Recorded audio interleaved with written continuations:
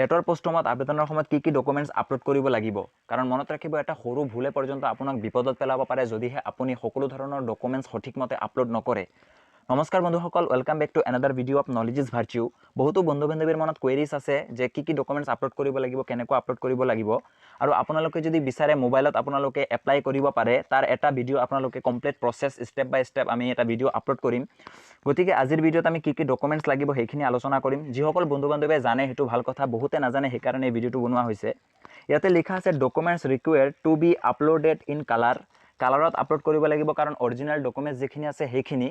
দুই তিনিটা documents JPG ফৰ্মেটত আৰু বেছি সংখ্যকে পিডিএফ বনাই আপলোড কৰিব দিছে প্ৰথমতে passport size photograph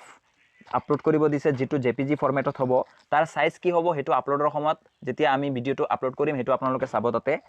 HSLC admit card যেটো এজ প্ৰুফৰ কাৰণে ডেট অফ বাৰ্থ চাব HSLC এডমিট কাৰ্ডটো আপোনালোকে আপলোড কৰিব লাগিব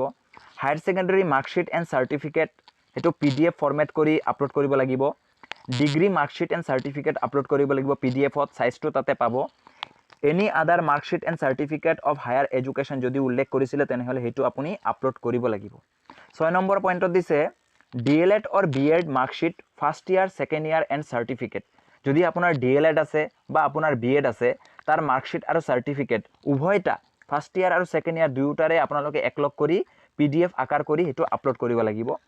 আপুনি যদি ৰিজাৰ্ভ ক্যাটেগৰীৰ হয় কাষ্ট সাৰ্টিফিকেট আপোনাৰ নিশ্চয় থাকিব যদি আপুনি এপ্লাই কৰিছে যে OBC MOBC বুলি তেনেহলে SC ST STH OBC MOBC তাৰ সাৰ্টিফিকেট আপুনি আপলোড কৰিব লাগিব তাৰ পিছত যদিহে আপোনাৰ NCC ৰ সাৰ্টিফিকেট আছে B হোক বা C হোক বা স্পোৰ্টস বা কালচাৰেল কোনো ষ্টেট বা ন্যাশনাল লেভেলৰ যদি আছে হেতু আপুনি মেনশন কৰিছিলে তেনেহলে হেতু আপুনি আপলোড কৰক আপোনাৰ কাৰণে প্লাস পইণ্ট আছে certificate and marksheet of Assam TET হেতু 9 নম্বৰত আছে চাওক এটো আমি জানো যে এটো লাগিছিল কিন্তু ইতিমধ্যে নোটিস আমি পালোই যে হেতু নহলেও হ'ব কাৰণ আমাক স্কোৰ কাৰ্ড আপলোড কৰি আমাক এপ্লাই কৰিব দিছে গতিকে আপুনি স্কোৰ কাৰ্ডটো ধুনিয়াকৈ আপলোড কৰি দিব PDF ফাইল কৰি তাৰ পিছত candidates with disabilities will have to enclose certificate of disabilities issued by government authority আমাৰ কোনো বন্ধু বান্ধৱী যে PWD ৰ পৰা বিলং কৰে তেনেহলে PWD ৰ যেটো সাৰ্টিফিকেট হেতু আপলোড কৰিব লাগিব 11 নম্বৰ পইণ্টত কৈছে certificate of economically weaker sections EWS যি সকল তেওঁলোকৰ যদি সাৰ্টিফিকেট আছে তেনেহলে তেওঁলোকে সেই সাৰ্টিফিকেটটো আপলোড কৰিব দিছে PDF কৰি